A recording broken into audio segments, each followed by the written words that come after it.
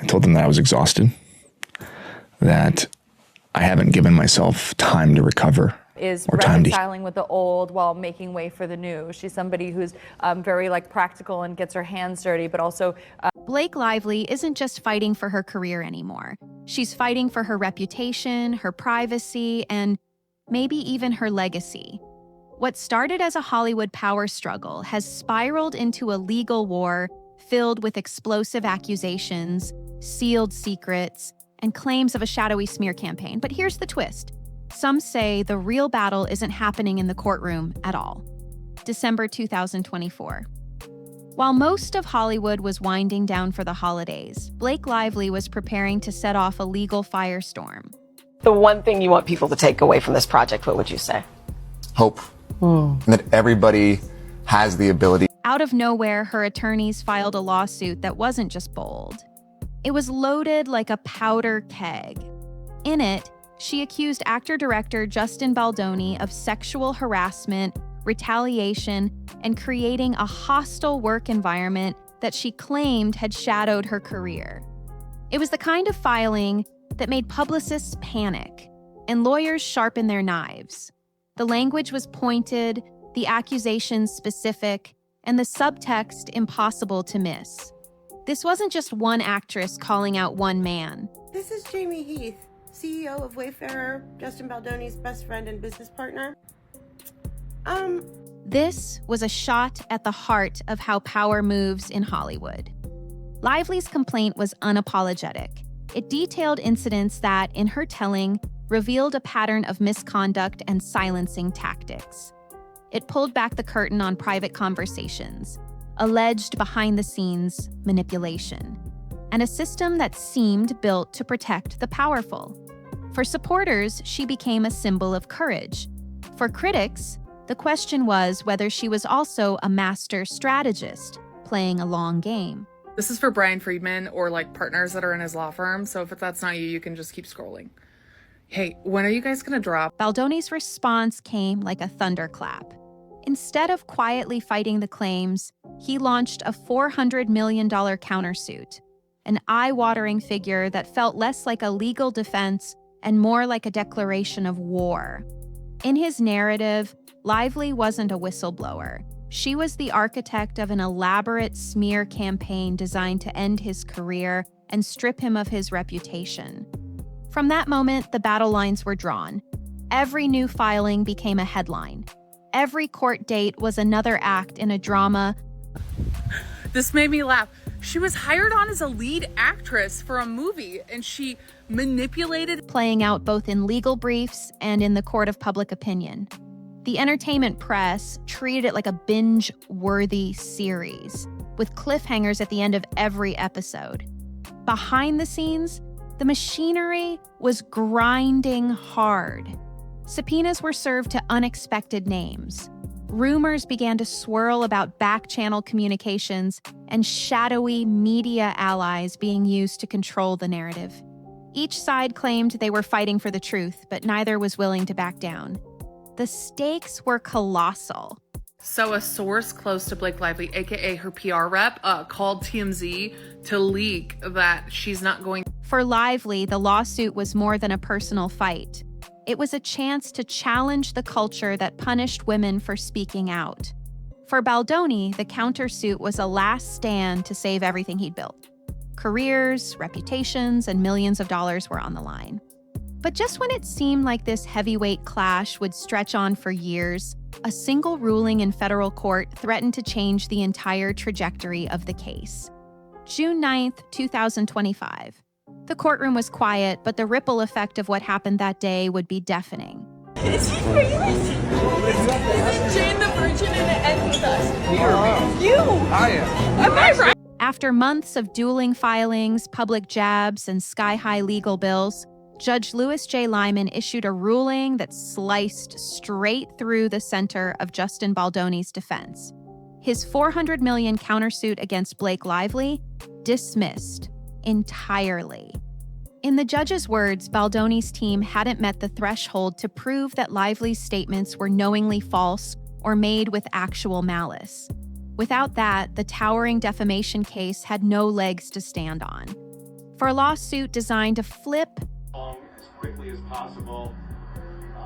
Our clients are devastated and want to move the narrative and put Lively on trial in the court of public opinion. It was a crushing blow. Within hours, Lively's legal camp was in full victory mode. Press releases branded it a total win, framing the dismissal as validation of her claims, even though the original harassment lawsuit was still far from resolved. In the headlines, the optics were golden. Baldoni had swung big, and the court had knocked the bat right out of his hands. But anyone who's spent time around high-stakes litigation knows one thing. When one door slams shut, she's like, well, the lawyers here basically were saying that Brian Friedman dropping the website was problematic. Another hallway of legal maneuvering opens. The dismissal didn't end the war. It just cleared the way for a more focused, more personal fight. And now the gloves were truly off. In the weeks that followed, the case turned sharper, more surgical. Lively's lawyers pushed hard for protective orders that would limit what could be shared publicly. Baldoni's side fired back, accusing her of trying to hide damaging information. There were whispers about key evidence: who had it, who had destroyed it, and whether it even existed at all. Are you going to sue Blake Lively too? Into oblivion, Megan. Wait till you see this lawsuit. It's all going to be based on evidence. It's not going to. And then there were the subpoenas, flying out to unexpected names in the entertainment world, each one hinting at a deeper network of alleged smear campaigns and media manipulation. Some recipients complied. Others pushed back hard, crying foul and calling the legal moves intimidation tactics. The fight was no longer just about proving what happened between two people.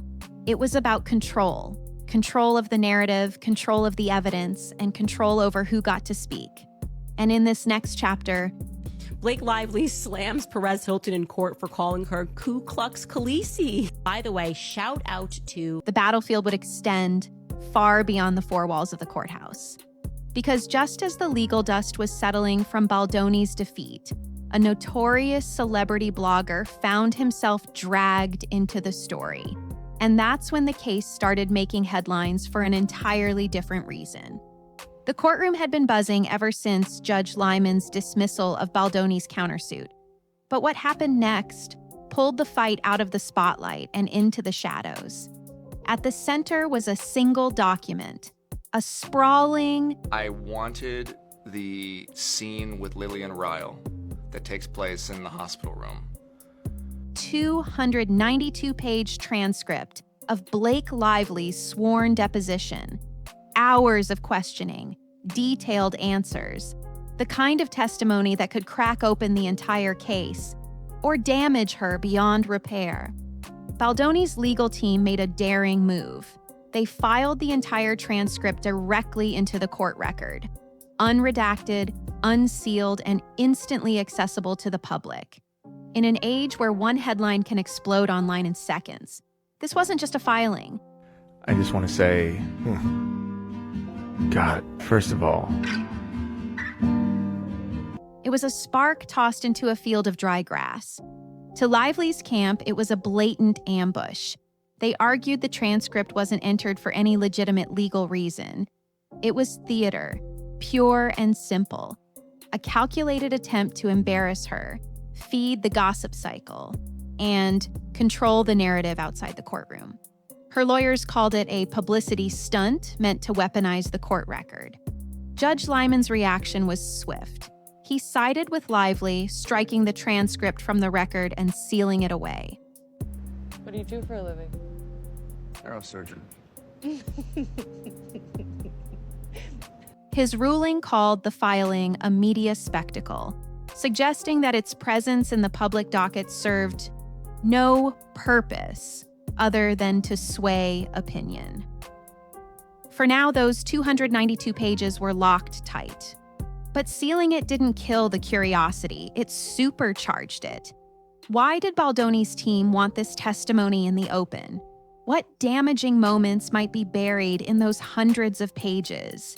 And why was Lively so determined to keep them out of public view? Well, ladies and gentlemen, it seems that evil has once again prevailed because a federal judge has just officially thrown. The lack of answers was gasoline on the speculation fire. Behind the scenes, the fallout was immediate. With the transcript hidden, both sides began fighting harder over what information could be made public at all. Lively's lawyers pushed for more aggressive protective orders, including an attorney's eyes-only restriction that would keep certain evidence sealed even from Baldoni himself. Baldoni's camp accused her of trying to bury evidence that could hurt her case. Blake Lively allegedly admitted to having feelings for Justin Baldoni in the deposition for the lawsuit. But this wasn't just about evidence anymore, it was about the court of public opinion. And as Lively saw it, the real threat wasn't just coming from Baldoni's filings, it was coming from voices outside the courtroom. Voices with massive online followings, ready-made audiences, and the ability to shape the story in real time. One of those voices belonged to a man whose name had been synonymous with Hollywood gossip for nearly 2 decades, Perez Hilton. Blake Lively allegedly admitted to having feelings for Justin Baldoni in the deposition for the lawsuit. And soon he'd find himself pulled directly into the legal crossfire.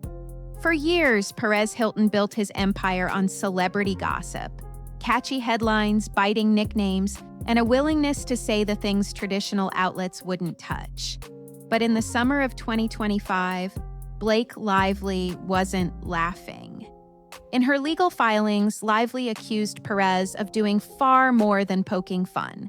She claimed he had churned out over 500 articles about her and Justin Baldoni since August 2024. Blake Lively allegedly admitted to having feelings for Justin Baldoni in the deposition for the lawsuit. Many laced with provocative nicknames like Blackface Blake and Lying Lively. She said his coverage wasn't just commentary, it was part of a broader smear campaign coordinated with Baldoni's allies and even corporate interests like Wayfarer. Perez didn't take that quietly. He flatly denied the accusations, calling himself an independent journalist and saying he had zero ties to any behind-the-scenes operation. In his view, he was simply reporting on a public legal battle. You're also, the last time you were talking about the movie It Ends With Us, which has turned into a big major story between... And making it entertaining, just as he always had. But Lively's team wasn't convinced. They subpoenaed Perez, demanding his communications, contracts, and any evidence of coordination with Baldoni or Wayfarer. Perez fired back with a motion to quash the subpoena, citing journalistic privilege. He argued that being forced to hand over his sources and communications would undermine press freedom, and hinted that Lively was using the courts to intimidate critics. The clash between the Hollywood star and the gossip blogger. Well, my friends, if you can believe it, it has only been 24 hours, and the tea today is actually even hotter than it was yesterday. So quickly became its own subplot in the larger case. Was Perez just a loud voice in the peanut gallery? Or was he, as Lively's filings implied, a willing participant in a targeted campaign to destroy her credibility? Whatever the truth, the fight over Perez's role blurred the lines between the courtroom and the internet, turning the case into a battle over not just facts, but narrative control. And Lively wasn't stopping there, because if she believed someone was helping shape the story against her, she was ready to pull them into the legal storm. If you've been online lately, you've probably seen that Blake Lively filed a complaint against her It Ends With Us co-star and director Justin Baldoni. Now, whether they were a blogger, a journalist, or a YouTuber with a camera. As the fight with Perez Hilton heated up, Blake Lively's legal team moved to tighten control over what could be seen, shared, or even discussed outside the courtroom. Their proposal, a sweeping protective order with a special attorney's eyes only category. Documents so sensitive that even Justin Baldoni himself wouldn't be allowed to view them without his lawyers acting as gatekeepers. The stated reason was straightforward. I love finding a way to infuse little Easter eggs into the film because, of course, we can't put everything from the book into the movie. So something. Prevent leaks, stop harassment, and protect private information from becoming internet fodder. But Baldoni's camp saw it differently. To them, this wasn't about privacy. It was about burying evidence that could undermine Lively's claims. They accused her of trying to turn the case into a one-sided information pipeline, where her team could selectively control what the public ever learned. After weeks of back-and-forth filings, the judge issued a compromise, granting some of Lively's requested restrictions. We have another crew member that's speaking out against Blake Lively, claiming she took advantage of Justin Baldoni. But not the full lockdown she wanted. It was a partial win, but it came with a cost. The push for secrecy fueled a narrative that Lively was hiding something, and her critics seized on it. The protective order battle also exposed just how far the conflict had spread. This wasn't only about two Hollywood figures locked in a legal grudge match. It had become a multi-front war, with subpoenas reaching out to bloggers, podcasters, and YouTubers. Some fought back, others stayed silent, hoping the storm would pass. Not Brian Friedman challenging Blake to live stream her testimony at Madison Square Garden. I just love Brian. But one YouTuber refused to fade quietly. She claimed Lively's subpoenas weren't about finding the truth. They were about intimidation. And soon she'd take that fight to court. In a legal war fought by A-listers with million-dollar lawyers, no one expected a relatively unknown YouTuber to step into the crosshairs. But that's exactly what happened to Lethal Lauren 904, a mid-sized content creator known for her sharp commentary on celebrity news. At first, Lauren thought she was simply another voice in the digital chorus, covering the Lively Baldoni saga. Here's why I think that an online smear campaign against Blake Lively is worth it to someone. She posted videos dissecting the court filings, pulling from public records, and adding her own commentary. Nothing out of the ordinary for the YouTube gossip space. But one morning, she opened her inbox to find something that changed everything: a subpoena from Blake Lively's legal team. The request wasn't small. Lively's lawyers wanted communications, private messages, and any material that could link Lauren to Justin Baldoni, Wayfarer, or any other figure tied to the alleged smear campaign. Apparently Justin Baldoni is a part of the cast of A Simple Favor 2, another Simple Favor, because the delightful, intelligent, catty as hell Brian Friedman just... To Lauren, it felt less like a search for truth and more like a warning shot. You talk about this case, we can make you part of it. The stress was immediate and crushing. Lauren later claimed the legal fight drained over $5,000 in attorney fees within 2 weeks. She described sleepless nights, hours spent combing through old files, and a constant fear that one wrong move could escalate things further. It wasn't about justice, she told her followers in a tearful live stream. Justin Baldoni's team breaks silence and fires back as they have filed a motion to depose Blake Lively. It was about shutting me up. From Lively's perspective, the subpoena was just part of standard discovery, a methodical effort to trace how narratives were spreading online and whether any of them were fueled by coordinated leaks. In her camp's telling, if Lauren had nothing to hide, she had nothing to fear. But to smaller creators watching from the sidelines, the message was clear. If you have a platform, no matter the size, you could get pulled into a multi-million-dollar legal fight just for covering it. Justin Baldoni's attorney just announced that they are gearing up to file their lawsuit against Blake Lively, and they plan to release every single... Lauren fought back with her own motion for a protective order, framing the subpoena as intimidation and harassment. Her filing painted a picture of a celebrity using her resources to muzzle independent voices. Weeks later, the subpoena was quietly withdrawn and the court granted her protective order. On paper, Lauren had won. But in the court of public opinion, the story was far from over. For many, the incident reinforced an uncomfortable narrative about Lively, that she wasn't just fighting Baldoni, She was willing. Well, my friends, if you can believe it, it has only been 24 hours, and the tea today is actually even hotter than it was yesterday. To go after anyone she believed might be part of the opposition, whether that meant an influential blogger or a single YouTuber with a webcam. And with the trial date still months away, the battlefield wasn't just the courtroom anymore.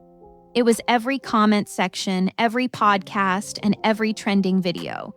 Which raised the question, when the verdict finally comes down, will it even matter as much as the story people have already been told?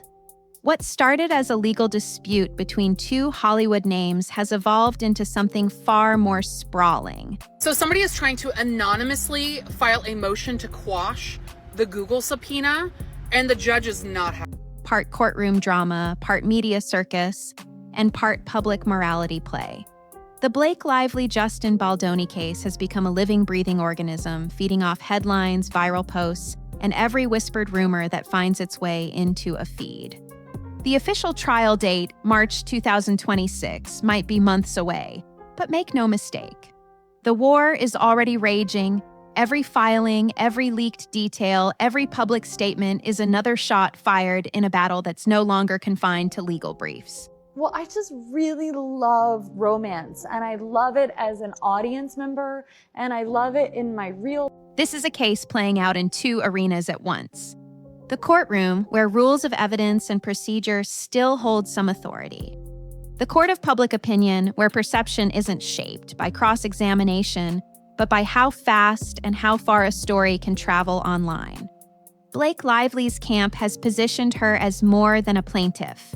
In their narrative, she's a fighter taking on not just a man she accuses of wrongdoing, but an entire Hollywood culture that protects powerful men and punishes women who push back.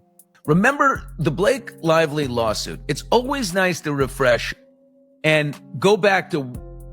They point to Judge Lyman's dismissal of Baldoni's $400 million countersuit as validation, a sign that the law is on her side. Every protective order, every subpoena, they frame as necessary tools to defend against coordinated attacks and media manipulation. Baldoni's team sees the exact same moves through a completely different lens. To them, these legal maneuvers aren't shields. They're smoke screens. Well, Justin Baldoni just experienced a new win in court this morning. So Khaleesi, aka Blake Lively, sent in a couple... They argue that the subpoenas aimed at bloggers, YouTubers, and journalists are intimidation tactics meant to scare critics into silence. The push for attorneys' eyes only restrictions, in their telling, it's about hiding damaging information from the public, not protecting anyone's safety. Somewhere in between stands the public, millions of people with no personal stake in the case, yet deeply invested in the outcome. They're following the saga in real time, but they're not reading full court documents. Are you saying that they got changed copies of the community? They're watching Perez Hilton videos. They're sharing YouTube breakdowns. They're scrolling past bold headlines and half-truths on social media. In their eyes, the truth isn't necessarily what's provable in court. It's whatever narrative feels the most compelling in the moment. And that's the dangerous alchemy at work here. Because once a public narrative takes hold, it's almost impossible to break. When the trial finally begins, the jury will be instructed to weigh only the evidence presented in court. All right, if you thought Blake Lively's text messages were bad, get ready, because apparently there's footage. And Justin Baldoni... But outside those walls, the jury of public opinion will have already reached its verdict, based not on sworn testimony, but on what went viral first. The sealed 292-page deposition, the tug-of-war over secret evidence, the claims and counterclaims of intimidation, all of it has transformed this case into a referendum on something much bigger than Lively, or Baldoni. It's about the limits of celebrity influence, the blurred boundary between journalism and gossip. One thing that people aren't talking about that I'm actually shocked about, Justin Wayfair bought the rights to this movie. It's my understanding. and whether our justice system can still function in an era where information spreads faster than facts can catch up. By the time a judge gavels this trial to a close, one of two things will happen. The verdict will confirm what the public already believes, reinforcing the winner's narrative, or it will directly contradict it, sparking an even bigger war over what really happened. And that's the haunting reality here. In the modern media age, the truth isn't just determined by courts. Okay, I would never normally come on and do this type of video, but I am 31 minutes into the Baldoni. It's manufactured, amplified, and in some cases, decided before the first witness is ever called. So when March 2026 finally arrives, the biggest question won't just be who wins. It will be, will the verdict even matter? Or will it simply be another headline, swallowed by the noise of a story that was already decided long ago? One thing's for sure, this case isn't slowing down. And between now and the day that gavel falls, the fight for the story might prove to be the most brutal battle of all.